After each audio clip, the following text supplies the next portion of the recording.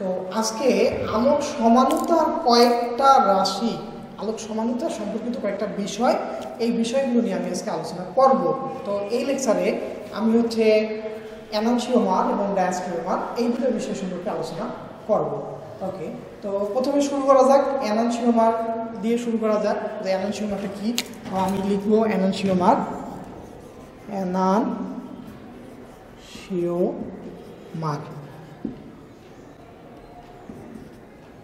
Enantiomer. আচ্ছা enantiomer, আচ্ছা এটা আমরা দেখব। তো এনানসিওমার হলো যে আলোক সমাণু, এখানে দুইটা আলোক সমাণু হবে, এনানসিওমার হইতে হলে দুইটা আলোক সমাণু হয়।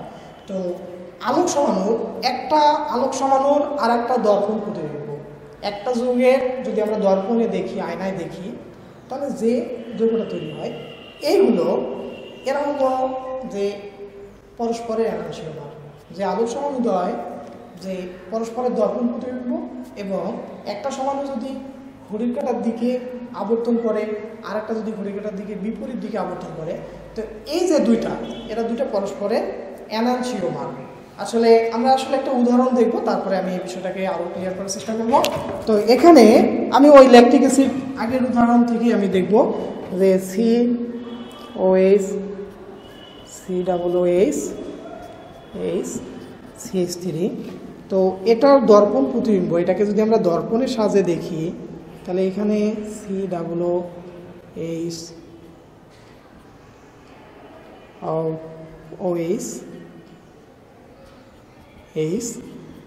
CH3 আমি এটা দেখতে পারি। তো এই যে দর্পণ প্রতিবিম্ব, এটা একটা আলোক সক্রিয় যৌগ। এই আলোক সক্রিয় যৌগের দর্পণে দেখলে আমরা যে যৌগটা দেখতে পাবো, এই ধরনের যৌগগুলো পরস্পরের এনানসিওমার। এই এনানসিওমারগুলো এরা হচ্ছে যে প্রথমটা যদি ঘড়ির কাঁটার দিকে আবর্তন করে, পরেরটা ঘড়ির কাঁটার বিপরীত দিকে আবর্তন করবে, কিন্তু তাদের আবর্তন মাত্রাটা সবসময় একই হবে। যেমন আমি একটু এখানে উদাহরণ হিসেবে দেখাতে চাই, এটা হলো ল্যাকটিক অ্যাসিড, ল্যাকটিক অ্যাসিড, এটা ল্যাকটিক অ্যাসিড, ল্যাকটিক অ্যাসিড। আচ্ছা এখানে এই যে ডি এবং এল, আমি দুইটা জিনিস এখানে লিখছি, ল্যাকটিক অ্যাসিড, ল্যাকটিক অ্যাসিড। আসলে আমরা ডি এবং এল এটা কেন বলতেছি, কোথা থেকে বলতেছি? ওকে, তো এখানে ডি হলো ডেক্সট্রো রোটেটরি, মানে ডান দিকে যারা করে। তো সেক্ষেত্রে যে সকল যৌগের ডান দিকে ওএইচ থাকবে, ডান দিকে ওএইচ থাকবে, তারা হলো ডেক্সট্রো রোটেটরি, তারা হলো পোলারিমিটার থেকে ডান দিকে ঘোরাবে। আর যাদের ওয়েস্টে বাম দিকে থাকবে সেটা হলো এল সমাণু, অর্থাৎ এটাকে ল্যাভো রোটেটরি, ল্যাভো মানে হলো বাম, এই বাম থেকে এখানে এল কথাটি আসছে। তো এখন এনানসিওমারগুলোর একটা সমাণু আর একটা সমাণু, এরা যে দর্পণে, এরা যে পোলারিমিটারকে ঘড়ির কাঁটার দিকে এবং বিপরীত দিকে ঘোরাবে, এদের ক্ষেত্রে আবর্তন মাত্রাটা একই হবে, কিন্তু এখানে জাস্ট একটা প্লাস একটা মাইনাস। তাই আমরা এর লিখতে পারি যে আবর্তন মাত্রা সমান প্লাস 2.24 ডিগ্রি। আর এই ল্যাকটিক অ্যাসিড এটা পোলারিমিটারটাকে ঠিক একইভাবে ঘড়ির কাঁটার বিপরীত দিকে ঘোরাবে, এর আবর্তন মাত্রা হবে আবর্তন মাত্রা সমান, এখানে আমরা লিখব -2.24 ডিগ্রি। আচ্ছা এখানে তাহলে বিষয় হলো যে যেটা ঘড়ির কাঁটার দিকে ঘুরবে সেটা হলো আমরা প্লাস বুঝাবো, যেটা ঘড়ির কাঁটার দিকে বিপরীত দিকে ঘুরবে এটা বুঝাতে আমরা মাইনাস বুঝাবো। এখন হলো এই যে সমমোলার মিশ্রণ, একটা ঘড়ির কাঁটার দিকে আর একটা বিপরীত দিকে ঘোরার কারণে এই সমাণুগুলোর, এদের হচ্ছে আলোক সমাণুগুলোর কোনো আলোক সক্রিয়তা থাকে না, এরা আলোক নিষ্ক্রিয় হয়ে যায়। আর এই আলোক সমাণুর যে সমাণুগুলো, এইদেরকে অ্যান্টিমার অথবা অ্যান্টিপডও বলা হয়। ওকে, তো এই হলো আমাদের এনানসিওমার। এবার আমি তোমাদের সামনে ডায়াস্ট্রিওমার সম্পর্কে আলোচনা করতে যাবো, এখানে যাব। ওকে, আমরা এখন আলোচনা করব ডায়াস্ট্রিওমার। ওকে, ডায়াস্টেরিওমার। ওকে, আমরা এই ডায়াস্টেরিওমারটাকে বোঝার জন্য আমরা প্রথমে দুটা উদাহরণ সেট করব, তার মাধ্যমে ডায়াস্টেরিওমারকে বোঝার চেষ্টা করব। আচ্ছা, এই ডায়াস্টেরিওমার হতে হলে দুটি আলোক সক্রিয় যৌগের মধ্যে হচ্ছে মিনিমাম দুইটা কাইরাল কার্বন থাকতে হবে, আর এই কাইরাল কার্বনগুলো অসাদৃশ্য হতে হবে। আচ্ছা, এখানে দেখো উদাহরণে এখানে CH3, এখানে Cl, H, COH, H লিখলাম। তো এই যে একটা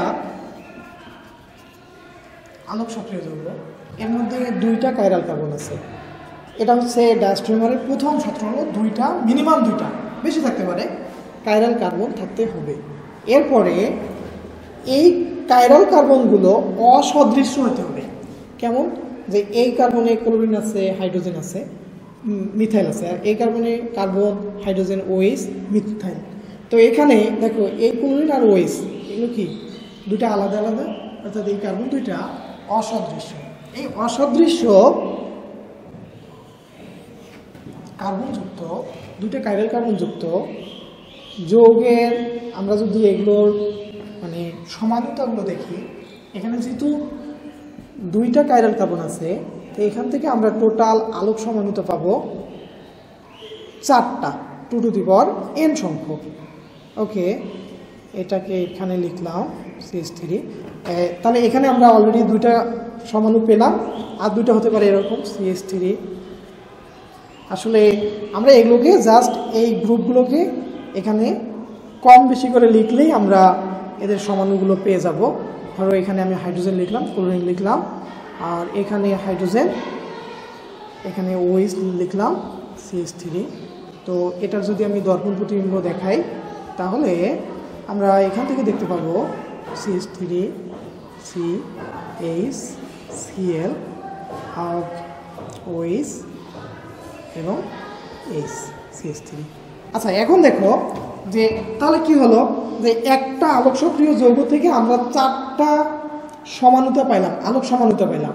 এখন বিষয় হলো ডায়াস্টেরিওমার হলো যে সকল যৌগের মধ্যে দুইটা অসদৃশ্য এবং অপ্রতিসম কার্বন থাকবে, এদের যে দর্পণ প্রতিবিম্ব হবে, এই দর্পণ প্রতিবিম্বগুলো বাদে, অর্থাৎ যে আলোক সমাণুগুলো পরস্পরের দর্পণ প্রতিবিম্ব নয়, এরা পরস্পরের ডায়াস্টেরিওমার।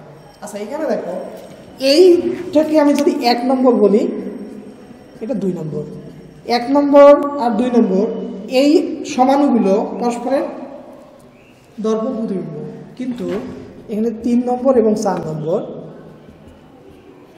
এরা পরস্পরের দর্পণ প্রতিবিম্ব নয়। তাহলে এই 1 নম্বরের আমরা বলবো যে 3 নম্বর, 1 নম্বরের 4 নম্বর এরা পরস্পর ডায়াস্টেরিওমার। কেন? এরা হচ্ছে সবাই আলোক সমাণু, কিন্তু পরস্পরের দর্পণ প্রতিবিম্ব নয়। এই দর্পণ প্রতিবিম্ব না হওয়ার কারণে এরা পরস্পরের ডায়াস্টেরিওমার।